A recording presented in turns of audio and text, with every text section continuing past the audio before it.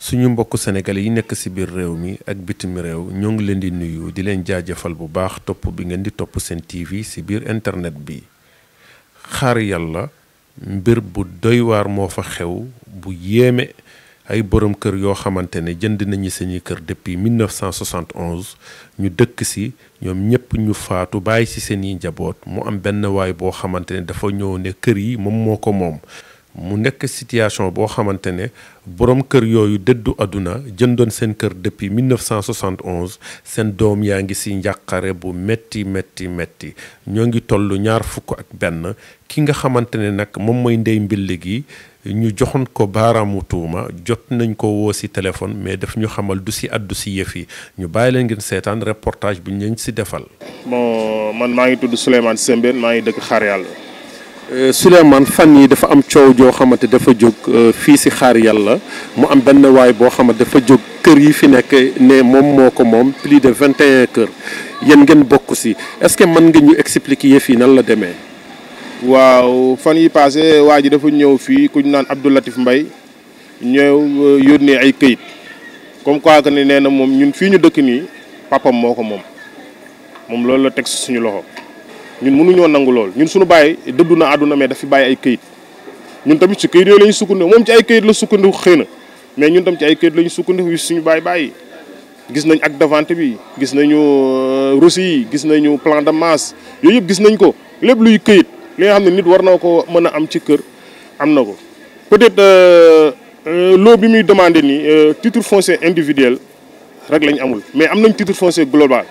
ñoom titre foncier global la ñu am mais titre foncier individuel rek la ñu amul loolu rek kese titre foncier maanaam nga miite li nga jënd nga miite ko sa tur daal loolu moo ñu dese woon. yow ñaar fukki kër ak benn tey jii nga bëgg leen génne ñu nekk ci mbedd mi di taxawaalu loolu est-ce que gor nit bu normal bu defee loolu yow normal boo tëddee doo nelaw li mu nas ni du sotti parce que suñu bakkan lañ ci gar te yóotuñu ci de parce que Xaar Yàlla bi yëpp takku nañu Grand Yoff takku nañu. suñu bien la ce sont des biens que nos pères ont acquis d'une manière par exemple honnête à l'époque. Les 300 mètres carrés étaient cédés à 250 000. Les 150 mètres carrés à 150 000. Et 250 000, c'était 240 000, mais 10 000 francs, c'était pour un géomètre. Les 150 000, c'était 140 000. Les 10 000 francs, c'était pour le géomètre. Donc là, on avait une coopérative bien organisée. Sam papa, moi, donne président coopérative, il y a le vieux Sembène. Qui est à côté, moi donne le trésorier actuellement, c'est bien organisé. Il y a même certains parmi nous qui ont versé sur notaire. Mon beaucoup c'est un bandit foncier. Parce que nous fait que c'est là quoi. Nous fait que c'est pas pour le titre foncier, le beaucoup par exemple muté, par exemple en titre foncier individuel. Et en plus aussi, il ne disposait pas de plan de masse. Diar se sous de plan de masse. Nous on a le plan de masse original. C'est un lot qui nous est dû et c'est un lot que nos parents ont qui d'une manière pratiquement très honnête et très sincère, très légitime. Donc, où est le problème? Mon bouffet qui est pratiquement gratter sa vie. Il paraît que c'est un aventurier. Il paraît qu'il n'a même pas là où loger. Il n'a même pas de maison. Son père, ce il n'a qu'à le voir ailleurs. Mes filles, je te dis que nous, si nous avons acquis d'une manière très légale. Yow en âme et conscience, yow mi may waxal yow bu fekkene tu me vois xam nga ni ton père nous a cédé le kila avec des actes de vente suñu acte de vente yëpp ñu yegg ñun lan mooy fàq dëkk d'une manière égale ba pare ngay fen ba pare naan tu nous as rencontré à l'amiable pendant maintes reprises tu nous as jamais rencontré. Moi je te connais même pas. Yo tu dis que ni au niveau de tes familles là après 1000 tractations tu nous as rencontré à l'amiable pour nous sortir. Et tu m'as dit même il y a certains yo xamni sax da nga leen loué fi nga tok ba un beau jour rek nga attaquer ñooñu ni sama papa ñun dañu fàkk dëkk suñu papa yi dañoo fàkk dëkk doo am kayit doo am reçu doo am tampon doo am signature fàkk dëkk waroo am dara mais ñun dañoo am suñu yooyu yëpp ñaar fukki kër ak benn nga bëgg leen yëkkati noonu ñun ñu juddoo fi suñuy doom ba ñu yor suñuy sët nga bëgg ñu indil problème et puis li ma gën a metti mooy ñun xamuñu ren tabaski lu ñu tabaskee parce que ku ne xam na jamono bi metti na benn peeru metti boo xam ne bu événement jotee sa njaboot ngay tal ñun talatuñu woon suñu njaboot yi bus ba nañu ngi daw tribunal suñu yaay yi fi des ñoom ñëpp seen tension yi dafa yéeg ndax dañu tiit xëy na ñun sax maîtriser nañ suñu bopp mais suñu yaay yi ñun suñu papa yi ñëpp génn nañ àdduna ñaara fi des Pa Samba Lo ak papa Pambay liñ koy lancé appel mooy jullit la ñun jullit lañ yàlla moo ko tiim yàlla moo ñu tiim fii ay magum jëmm fi nekk kenn xamul sa tey kenn xamul sa ëllëg lii muy xëccoo xamul ndax dina ko jariñu wala du ko jariñu xamuñu ñun dinañ ko jariñu wala duñ ko jariñu na jiital yàlla ba pare na jiital yàlla moom si boppam xam na ne li muy def du dëgg du yoon parce que xam na ne sunu waajur yi dañoo jënd moom si boppam sax xam na ne sunu baax xam nga man li ma metti mooy bu ñuy wax ay 100 000 ay 250 100 000 juróom fukki at mooy ay millions léegi 2022 bi 1971 100 000 la mooy tey ay millions léegi waaw léegi nga naan ay 100 000 ak dañoo fàkk tëdd ay 250 000 bu njëkk loolu la teeree doon jar ñun suñu papa yi bi ñuy jënd fii sama yaay dañ daan toog di waxtaan ak mu ne àll la woon moom su bi ñuy soog a taxu si nee na bu toggaan añ day daw dem sama papa atelier mi yenn fa ba ngoon ji ndax day doon ragal mu nekk ay kàmb nekk àll tey ñu defar ko ba mu baax mu ñëw gis xaar yàlla ni mu mel mu bëgg ñu attaque ñu ngi koy lancé appel nag na moytu fii suñu bakkan lañ ci teg dañoo yor ay njaboot man nag ki may lancé appel mooy président de la république mooy père de la nation dégg na coow li xam na coow li na seet nag balaa leneen di am parce que ñun takku nañ di leen xaar bañuñu ci dara nag dara bañuñu ko ci parce que ñun bu ñu génnee fan lañ jëm moom suñu alal ñu bëgg ñu ëpp doole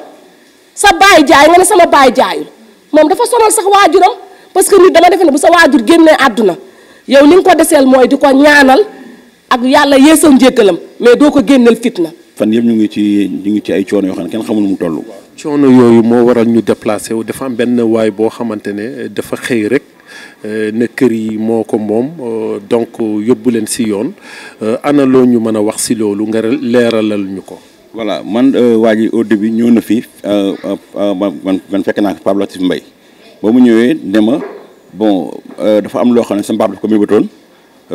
mooy pa bi ba muy génn àdduna fexe ñu nga am titre foncier individuel léegi nag moom nee na ko fu mu bëgg paxam tàlli mu ne dama fexe ñu defal ñu titre foncier individuel man ko loolu de acte bu baax la léegi nag ci loolu lañ waxoon mu ñëw ci kër yëpp loolu la leen wax léegi ba mu ñëwaatee fekkaat ma ci kër gi mu ne man dafa bëgg natt kër gi pour xam ñaata mètre carré la ma ko non mënoo ko natt parce que bu dee yow yor nga yow sa morcellement ba nga xam kër gi ñaata mètre carré la ma génn ko ci kër gi waaw fekk boobu amoon naa soupçon ci moom mais sincèrement waa ji sàcc la triant la. yéen seen waajur kañ la jënd kër gi. sama papa ba ma xoolee kayit yi mu ngi ko jënd 1971 mu ngi ko jëndee 300 000 francs waaw kayit gi man la ko bàyyiloon maa ko dencoon. ni nga xamal ne ko moom day sonn rek du ci am dara parce que fii du faq dëkk bu doon faq dëkk kon wax duñ ko fii lañ ko jënd ñun fii ñu ngi taxu 1979 lañ taxu fi ci kër gi fii waaw suñu caatu kër nga xam ne léegi am na plus de 40 ans moo ne fii yàgg nañ fi. comme li la sama frère bi wax dafa ñëw ne dama leen di defal ay titre foncier xam nga loolu boo ko déggee rek sa xel day daal di dal nga yaakaar ne lu baax la jublu ndekete moom booba ci lu bon la jublu ñëw bëgg ñoo nax bëgg a jëw daal pour nangu suñu kër yi te lii ñun suñu papa dafa liggéey honnêtement gagné ko légalement ku jóge ba Saalum ñëw Ndakaaru liggéey si xamul benn caaxaan lu mu xam lu dul liggéey moom ak benn suñu baay bu ñu naan Malick Sembène ñoo bokkoon di liggéey SONES fa la liggéey ba retraité si la jënd këram gii toog teg ci njabootam waa ji jóge fa la ñëw ne papaam te lii bu ko paa yi di jënd sax amaana juddoogul mu xëy a xëy rek nee na daal moom indil ñu fi jafe-jafe boo xam ne ñun ñëpp suñu yaay yi mun nañ ne sax fii suñu yaay moo fi des di mag maire yi ci des ñu bari yàlla def na jiitu ji nañu suñu yaay boobu ba tey dafa tëdd tawat ndax nee na lii daal moo ko jaaxal nee na bu ma fi jóge woon tey xaw ma naka laay def fu ma leen di bàyyi ñu ne ko mais ñëpp di ko dalal ne ko daal na sa xel dal waaye maire bi si boppam tension am yéeg na fitna la ñu indil daal ak coono lii daal moom ñun duñ ko mus a baal te it ñu ngi koy kalaameek suñu borom lii mu ñu def. waaw ñun de ñu ngi fi dëkk depuis 1972 mosuñu fi am benn problème mu kër wax dëgg ñun ak suñu ay morom ñu xëy benn bis rek benn waaye ñëw fii ne papam moo ñu jaayoon fii dëgg la nag papam moo ñu fi jaayoon waaye nee na jaay bi légalul parce que ñun dañu fàq dëkk ñii ñu abal leen ñii ñu luwe leen te soxla na ay terrain da ko bëgg jël ñun nag dañ ñu jaay suñu papa suñu yaay dañ ñu jaay jarul nag ku nekk di wax naka la ñu jëndee suñu kër yi ku ne xam na ne boobu ay njuuj njaaj ak ay wuruj xewul woon ñoom dañoo daan seen doole ñàq seen xaar jënd seen kër mu lew leen domm ñu dëkk fi depuis boobu ba tey musuñu am benn problème moom mu xëy un bon jour perte ca Italie ñëw fii ne. est-ce que 72 boobu sax fekk ne yow nga judd. fekkul sax man ma judd sama grande sœur moo judd te boobu mi ngi am 6 mois mi ngi ci biir yaa ngi dégg kooku moo judd woon mu nekk fi ñu toxu si fii nekk fi boobu yi fii yëpp amul dara àll la woon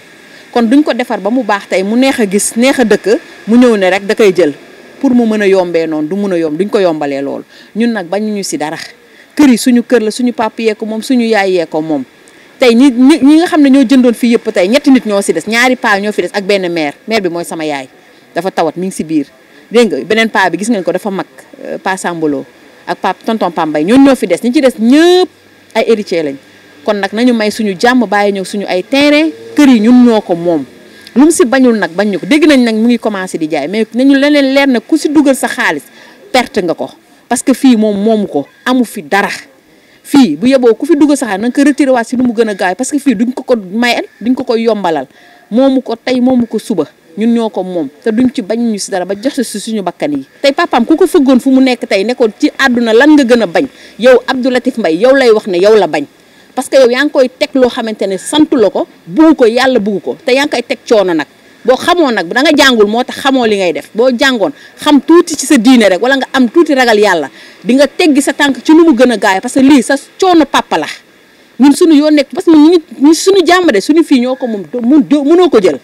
mënoo ko jël te duñ ko nangu benn yoon duñ ko nangu te lii dafa bëri nag Sénégal dafa bëri te gouvernement war na ci taxaw teg ci tànkam dindi ko fi mu deñ fi parce que nit doo dëkk say kër ay ati at kenn xëy benn bonjour perte ci àll ba ñëw ne day jël sa kër bëgg a jël ci maari foro te fii nag xamuñu ku tooñ de ku fayu la ñu xam. ñi ngeen di nuyu yéen ñëpp kenn ku nekk turam ak santam nuyu bu gën a tedd di leen wax man mii may Sambalo dëkk fii ci Xaar Yàlla fekk mbir mi yëpp yoo xam ni sama kanam la gannaaw loolu man bi nga xamee ne Babacar Mbaye man moo ma jaay en 73 bi ma jaay 73 alors mu defal ma sama reçu baa ngi ci sama poche ñëpp ñoo xam ne ñi ngi fii ci koñ bi ñi fi nekk ñëpp ñi Babacar Mbaye jaay ñëpp gaañu nañu ñëpp man maa fi des ci mag ñi. ndax xale bi dafa ñëw ci man ne ma papa dama ñëwoon pour seet ñi nga xam ne ñoom la sama papa jaay. ma ko sa papa de man moo ma jaay bi ma jaay itam reçu baa ngi nii ak man bi ma koy reçu mu ne ma ne papa reçu bi def ko photocopie ak sa carte d'identité danaa fi jaar jël ko defal acte de vente ma ne ko baax na boobu léegi nag laa gëj a teg bët ba fi mu toll tegatuma ko bët. ndeke dafa ñëw fi pour nax ñu tegatuma ko bët ba temps yi passé mu ni fi ay kayit ne ñun dañu ñëw fi fàkk dëkk dégg nga. dans 8 jours nañu génn fii ma ne waaw mii kii moom lan moo ko jot moom kii papaam bi may jaay sax moom daanaka bu fekk juddu ñu te mi ngi bootu. kon moom su ñëwee fii ne ñun doon def fakk dëkk def na loo xam ne li xamu ko ndax man lépp fii la ma fekk moom ci boppam lii ma doon def mooy fexeel bor bi papaam bàyyi fii mu jëm ko fay. ñun nag wax nañu su ñëwee fii su ñëwee fii. bu ñëw bay àndal càngaayam dañ koy rey ak képp ku mën a àndal nag ak ku fi mën a yabal fii bu ñëwee fii dañ koy rey ñu ngi koy wax nag président wax nañ ko commissaire ñëw na fii fekk ma fii cérémonie bi ma wax ko yëpp mu bind dem ñu ne ko ñun nag terrain bi ñun noo ko moom kenn may ñu ko dañ koo jënd fii xayat dañ ko jënd comme dañ ko jënd nag ñun kenn du ñu fi dégg nga maam di ñu gën wax daal moom nag dafa yaakaaroon ne am benn mag di desitu fi waaye man maa fi des yàlla nga fi bàyyi ba léegi te lépp fi la ma fekk te lu ñu ma ci laaj mën naa ko wax nii la mbir yi demee. Abdou Latif Mbaye na moytu boppam su moytuwul nag su taxawee fii ne wóor na woon ne bakkan fi lay des wan ko ñëpp nag ngeen baal ñu wax. monsieur Guèye nuyu nañ la ñoo ngi lay jaajëfal bu baax di la remercier dalal bi ñu dalal fii sa kër nga nekk nit koo xamante ne si biir réew mi ñëpp la xam ngay def ay jéego yu am solo si secteur bi nga nekk ñu ñëw fekk si la fi Xaar Yàlla nga nekk koo xamante ne cadre nga bokk si kilifa yi quartier bi mu am situation boo xamante ne dafi xew benn waay jógee fi mu ne ñëw plus de 21 kër ne moom moo ko moom ñu bàyyi la si biir tënk yow loo ñu mën a wax si loolu. jërëjëf Wagué ba li nga wax noonu la demee ñun dañu xëy suba rek nit ñëw ne kër yi nga xamee ni yëpp suñu waajur yi ñoo ko jëndoon yaa 60 ans que moom papam moo leen jaayoon mais en fait papam ni mu leen jaayee ñii daf leen abal ñii daf leen luye woon donc moom daal dafay jël terrain yooyu yëpp bëgg leen jaay ba sax déclarer vente bi au plus offrant ba am ay nit yu ñëw di seet ndax terrain la wala ay kër la maanaam ay courtier di fi ñëw di tiital nit ñi loolu bi mu amee ba léegi daanaka population yi nga xam ne ñoom la concerné d'abord muy les 21 maisons amatuñu jàmm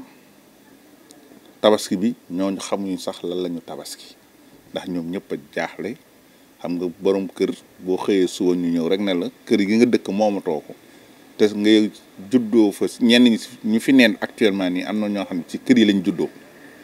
seeni doom ay sët-sëtaat ñoo fi nekk maanaam li ñuy wooyee la 4e génération ñoom ñoo fi nekk waaw nga xëy suba rek ñu ne la moomatuloo ko loolu xam nga dafay jaawal dafa jaxasoo ba tax ni am na ci wax dëgg yàlla kër yoo xam ni mag ñi seen bopp sax ñenn ñi dañoo xaw a feebar ndax tiitaange malgré nag le fait que ñun bi ñu yëgee mbir mi li ñuy njëkk a def mooy dañoo génn këyit yi nga xamee ni kër gu ne am na ko génne tous les documents officiels yi nga xamee ni transaction boobu bien que yàgg na mooy reçu de vente yi reçu de versement yi ñu ko defal attestation de vente yi mu def autorisation d'occuper yi mu def ba ci autorisation de construire yi nga xamee ni jox na ko temps yooyu suñu waajur yi ba ñooñu mën a tabax kër yi nga xamee ni moom lañ tabax tey waaw buñ tolloon noonu nit xëy suba rek ñëw ne léegi da ngeen di génn loolu de toute façon nit mën naa jéem mais du yomb. man li ma bëgg a xam moom si lan la sukkandiku wala ban faay moo am si procédure bi ba mu ne alalam la alalu baayam la. waaw xam nga moom li mu yor di wane fépp mooy droit réel ci loo boobu c'est normal que mu continuer nekk ci turu papam parce que ñi nga xamee ni ñoo jënd boobu ba léegi ñoom defaguñu procédure de mutation terrain nag ki la koy jaay turam nekk ci tant que yow defuloo mutation bi au niveau des domaines ba ñu bind yow sa tur yow mu ki nga xamee ne yaa jënd ba ñu bind sa tur ci livre foncier bi bu boobaa ku fa mënti demit droit réel bi turu ki nga xamee ni moom njëkk moom turam moo cay ne donc moom papam turam nekk ci droit réel bi c'est normal parce que ba léegi ñi nga xamee ni ñooy famille yi defaguñu mutation te loolu li ko indi mooy xam nañu procédure mutation au niveau foncier dafa xaw a jafe d'autant que du propriétaire yu bëri dundatuñ ñu bëri yàlla def na ñu génn àdduna ñu war a ut ay papiers notamment ay certificat d'hérédité pour regrouper famille bi te ñun ñëpp xam nañu famille africaine nu mu xaw a jafe yooyu yëpp këyit yooyu yëpp ñu bëri dañuy tayal dem di uti ay papiers parce que xam nañ Sénégal ay papiers nu mu fi jafe loolu xëj na moo indi nit ñi dafa guñu mutation yi mais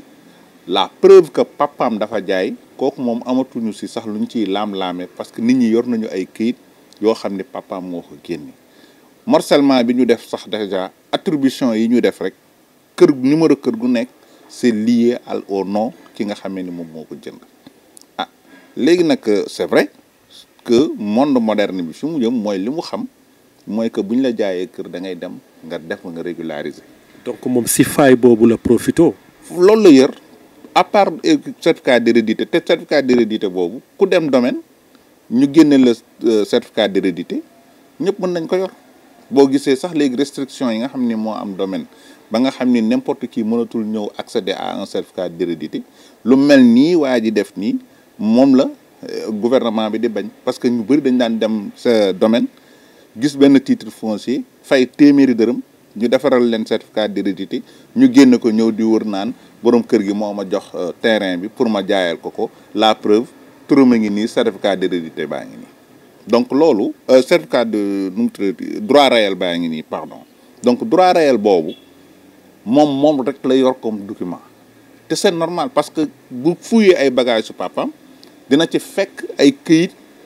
yu papaam yoo xamee ni day wane ni papaam moomoon kër gi mais la mu waxul mooy carnet ba nga xamee ni papaam transcrire na ci képp koo xamee ni jaay na la papaam bind na ko carnet boobu moom mi ngi seen kër parce que ay mag yi doon jënd yi doon def versement saa yu ñu demande di def versement si papaam am na carnet boo xam ni moom la daan bind képp ku versé date ba ak montant bi deuxièmement ñu génneel ko les papiers yi nga xamee ni wane na ni papaam moo ko signé turu papaam moo ci nekk mu attesté ni moom papaam jaay na donc ñii mu jaay tey c'est les propriétaires maintenant nag les procédures de mutation kooku ñun on s'est engagé en tout cas man El Hadj Ibrahima Gueye j'ai pris de l'engagement que lépp lu nga xamee ni jëm na ci war a seeti ay autorités pour que ñu xam les procédures xam lan moo bloqué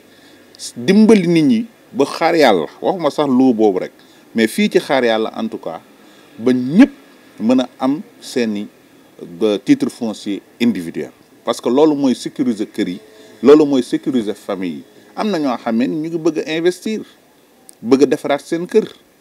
mais mënuñu ko parce que véritablement li leen bloqué mooy les titres fonciers individuels état du Sénégal jëloon na ci ay matuwaay facilité na léegi procédures yi léegi nag ñun ñoo war a seet naka la ñuy organiser wu te xam naa ni bu yàlla defee ñu passé événement yii ñu nekk incha allah xaar yàlla moom dina jóg ci précarité bi.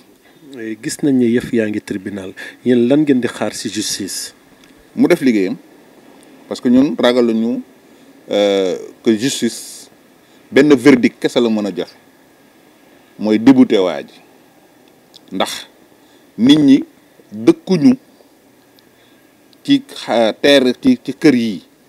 depuis plus de 60 ans ci neen xeexuñu pour indi fi ndox indi fi courant defar fi pavage ut ay école suñu famille yi nekk fii ñu organiser wu au niveau du quartier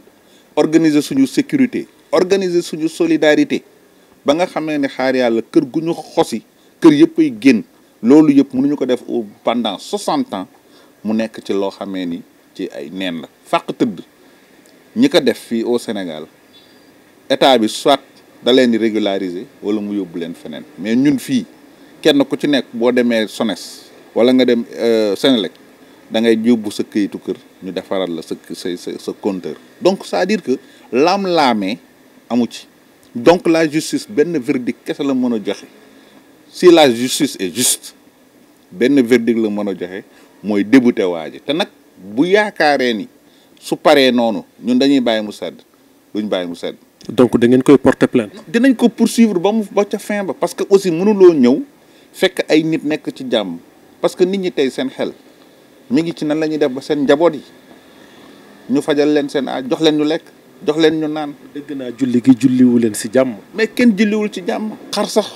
il a fallu que nit ñi rappeler leen que tabaski jege na pour que nit ñi seen xel mën a demaat ci loolu. koo ci wax mu ne la man kay dama découragé man kay taluma tabaski taluma xar man li ma tal mooy nan laay def ba yiir sama njaboot gi fan laa jëmee sama njaboot gi buñ ma génnee xam nga loolu yaa ngi néewal doole ay nit yoo xamee ni wax dëgg yàlla inte defuñu la dara il ne demande qu'à vivre en paix xam nga yow xaar yàlla dafa nekk quartier boo xam ni comme ni ko turam wuyu c'est des gens de paix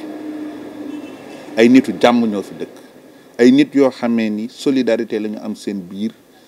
lu nit soxla wala nit xewle ko ñëpp ñëw taxawu ko te loolu man mii personnellement je peux dire que depuis au moins 40 ans maa ngi ciy dox parce que ñun loolu la ñu xam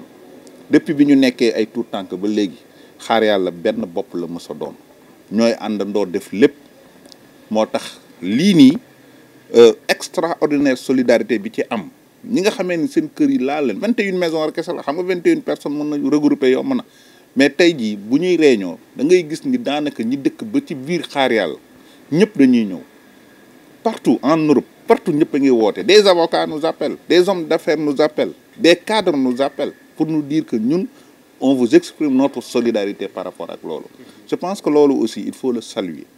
Maintenant il faut qu'on lève benn équivoque aussi parce que dégg nañu ay nit di dem fu nekk di wax naan c'est le gouvernement moo bëgg a yëkkati nit ñi, ce qui n'est pas vrai. C'est une affaire privée entre une personne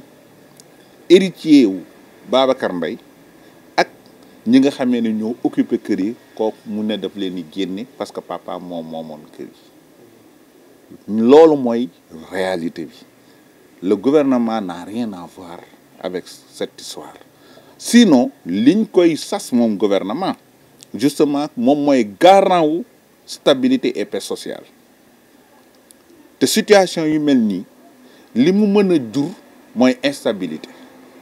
parce que nit ñi bu ñu meree mën nañoo def loo xam ne ni xëj na sax du woon seen sago mais xëj na jaaxle moo tax ñu koy def mais ñun li ñu demandé appel bi ñu lancé ñëpp mooy ne leen ñun duñu substitué wu ci yoon parce que xam nañ ni yoon am na ci dëkk bi donc gouvernement bi li ñu koy ñaan mooy mu artu waa ji ba waa ji arrêté lépp lu nga xam ne mu ngi koy def comme provocation di yónnee ay courtier di publier dans le net ay photo pour wane ni dafay jaay ak yu demee noonu loolu yëpp dafay inciter les gens un peu à la fébrilité te loolu baaxul ba mën na indi ay jafe-jafe donc ñun li ñuy wax mooy xale yi xëj na seen yaram tàng na ñenn ñi seen yaram tàng na mais ñun li ñu leen demander mooy il faut respecter l'ordre respecter l'État porter na plainte wax na li mu bëgg tribunal entendre na ko tribunal convoqué nañu ñun en toute sérénité dans le respect de la République dinañ dem wuy ji bu tribunal joxee verdigam ñu apprécier par rapport ak le tribunal wax ndax dëkk bi am na yoon mais nous demandons à tout le monde d'être calme jarul menace jarul saaga jarul xas jarul def lenn xam nañ ni dëkk bi am na yoon la presse fera son travail parce que dina relayer les informations état bi dina jël responsabilité li ñuy demander rek mooy état bi faire tout pour garantir la stabilité parce que période bi ñu ne Sénégal yëngu na yëngu boo xam ni n'importe quoi rek mën na nekk étincelle te ñaanuñu ko. El Hadj Ibrahima Gueye ñoo ngi lay jaajëfal bu baax sa taxawaay si biir réew mi ñëpp a ko xam si biir xaar yàlla ñëpp a ko xam ñu bàyyi la nga daaneel Sen TV moo la sees si say kaddu yu mujj. di leen gërëm ndax lii ngeen def njëriñ li mooy da ngeen ñëw ci source bi jël ci li nga xamee ni mooy information vraie te defe naa ñi ngeen rencontré ñëpp depuis bi ngeen fi ñëwee léegi nekk ñu ñoo xamee ne dañu sori dossier bi mais ils sont au cœur du dossier. aussi dëgguma la bi ñu ñëwee def suñu reportage waa ji woo nañu ko mais daf ñuy rejeté pour l'équilibre de l'information pour nit ñi sénégalais yi mën a xam ne ñaari parti yëpp la ñu bëggoon jël mais moom dafa bañ a wax. mais ñun ñii sax ñu si bëri ay nitu jàmm jéem nañ ko woo ñoo xamee ni dañu séqoon ak ay baayam jàmm séqoon ak baayam teraanga xam ni fii mu jëm nii tey baayam ba tëdd àllaaxira yàlla ko yàlla yërëm te xare ko aljana xëj na moom ku ko fëggoon ne ko sa doom a ngi def nii waa xaar yàlla yoo xam ne yaa leen jaayoon te nekkoon ak ñoom jàmm xëj na du ko neex ñooñu jéem nañ ko jot kenn mënu ko jot ku ko woo téléphone du jël léegi nag comme demee na noonu moom xëj na xeex bi yëpp mu ngi ko bëgg a def entre avocat interposé loolu la yoon nangu dinañ ko defal mais moom ci boppam tey jii dañuy jàpp ni xëj na suñu rakk la ndax papa man ñu jaay suñuy papa am na relation yu ñu amoon xëj na bu toogoon ñu waxtaan ñu gindili ko wax ko ne ko lii ngay def nii erreur la parce que lii am na fi lii am bi xëj na du yegg fi yëpp waaye nag nit ki boobu balaa ngay waxtaan ak moom dafay fekk mu accessible waaye nag bu fekkee ni tamit te dama koy conseiller su dee ay nit dañu toll nekk ci ginnaawam naan ko c'est possible di ko pousse na xam ne ñooñu ñu ngi koy pousse loo xamee ni problème la koy indil ëllëg parce que bu coow li amee ñooñu duñ ci feeñ moom dong moom moo ciy des te nag xaar yàlla la ko séqal loolu moom na dugal ci boppam ne xaar yàlla la ko séqal su ñu waxee xaar yàlla la ko séqal l'esprit de xaar yàlla se mettra en branle. xam xaar yàlla xam ni la xaar yàlla c'est la solidarité. ñoo ngi lay jaajëfal. merci beaucoup jërëjëf jërëjëf maa ngi leen di sant di leen gërëm sama rakk nga di gërëm sa caméraman yi wax dëgg yàlla yéen ñëpp gis nañ leen fépp foo xamee ni événement am na fa vous faites preuve d'un très grand professionnalisme on vous encourage dans ça c'est difficile de faire du journalisme professionnel avec une rigueur mais yéen a ngi ci yoon woowu yal na yàlla yokk leen.